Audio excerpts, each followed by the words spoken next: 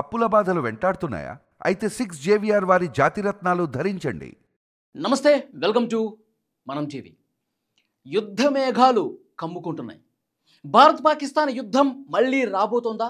ప్రస్తుత పరిణామాలు చూస్తే అలాగే కనిపిస్తోంది. Pakistan army chief Asim Munir America పర్యటనలో ఉన్నాడు. అమెరికా పర్యటనలో ఉండి అక్కడ ఉన్నటువంటి పాకిస్తానీలతో సమావేశం సందర్భంగా పిచ్చి పట్టినట్టు మాట్లాడాడు. ఇష్టం వచ్చినట్టుగా నోటికి ఎంత వస్తే అంత మాట్లాడాడు. భారత్ని మళ్ళీ రెచ్చగొట్టే ప్రయత్నం చేశాడు. అతను పాకిస్తాన్ నుంచి మాట్లాడాల, అమెరికా గడ్డ మీద నిలబడి మాట్లాడాడంటే ఎలా అర్థం చేసుకోవాలి? ఏమంటాడు ఆసిమ్ మునీర్? మాది అణ్వస్త్రాలు కలిగిన దేశం, అణు సామర్థ్యం కలిగిన దేశం. మేము పోతాం అనుకున్న రోజు అణుదాడి చేసి పడేస్తాం, మాతో పాటు సగం ప్రపంచాన్ని నాశనం చేస్తాం అంటున్నాడు. సగం ప్రపంచాన్ని నాశనం చేసేస్తాడంట ఆసిమ్ మునీర్. నిజంగా ఒక దేశ సైన్యాధ్యక్షుడు ఇంకొక దేశం పోయి ఈ విధంగా రెచ్చగొట్టే వ్యాఖ్యలు చేస్తాడా? అసలు చరిత్రలో ఎవ్వడు చేయాల ఇంత దారుణమైన వ్యాఖ్యలు. అణుదాడి చేసి సగం ప్రపంచాన్ని నాశనం చేసేస్తా అంటే అసలు ఇంత విషయాన్ని పాకిస్తాన్ అధ్యక్షుడు కాబట్టే నింపుకున్నాడని చెప్పి అర్థమవుతోంది. ఇంకేమంటాడు?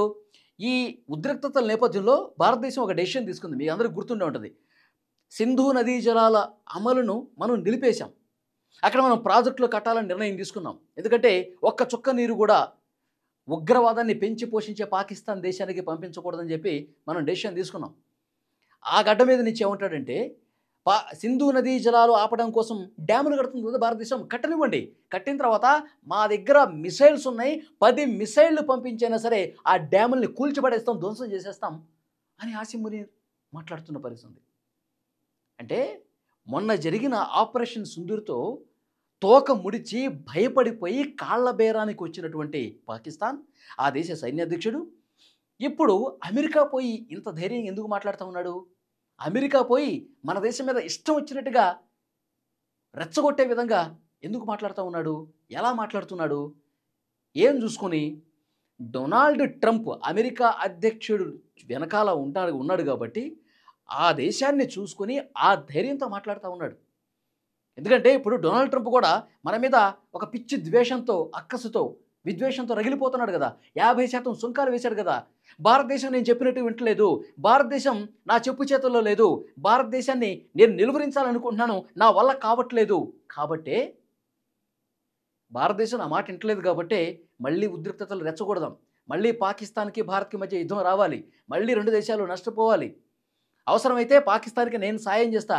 ఆసిమ్ మునీర్, నువ్వు రెచ్చిపో, నువ్వు ఇష్టం వచ్చినట్టుగా చేసుకో, నువ్వు ఇష్టం వచ్చినట్టుగా మాట్లాడుకో. ఒకవేళ యుద్ధం అనేది వస్తే నేనున్నా కదా, నేను కావాలంటే ఆయుధాలు సరఫరా చేస్తా నీకు, నీ వెనకాల అమెరికా ఉందని మర్చిపోకు ఆసిమ్ మునీర్, కాని చేయి అని చెప్పబట్టేనా ఈరోజు పాకిస్తాన్ సైన్యాధ్యక్షుడు ఆసిమ్ మునీర్ అమెరికా గడ్డ మీద నుంచి ఇంత ధైర్యంగా మాట్లాడుతున్నాడంటే డొనాల్డ్ ట్రంప్ అండ చూసుకునేనా? నిజంగా చాలా దారుణం. ఆయన వ్యాఖ్యలకి భారతదేశం కూడా చాలా సీరియస్గానే ఖండించింది. రండి చూసుకుందాం అన్నట్టుగానే మాట్లాడింది. మేము తలుచుకుంటే మొన్న ఏం చేశామో అర్థమైంది. యుద్ధ విమానాలు మొత్తం కొల్లబ్ చేశాం, మొత్తం మీ ఎయిర్ బేస్లన్నీ కూడా తునాతునకలు చేశాం, మర్చిపోయారా? మళ్ళీ ఇదే విధంగా రెచ్చగొడితే మీ కరాచీ నేవీ బేస్ను మొత్తం కూడా అరేబియా సముద్రంలో కలిపేస్తాం అని కూడా మనం స్ట్రాంగ్ వార్నింగ్ ఇచ్చాం. సో డెఫినెట్గా ఈ వ్యాఖ్యలను ఏ విధంగా అర్థం చేసుకోవాలి? ఈ వీడియో చూస్తున్న ప్రతి ఒక్కరు కూడా పాకిస్తాన్ సైన్యాధ్యక్షుడు అమెరికా నుంచి మనల్ని రెచ్చగొట్టేలా మాట్లాడటం, బెదిరించడం అనేది ఏ విధంగా చూస్తున్నారు? ట్రంప్ వెనకాల ఉన్నాడు అన్న ధైర్యంతో మాట్లాడుతున్నారా? Please comment.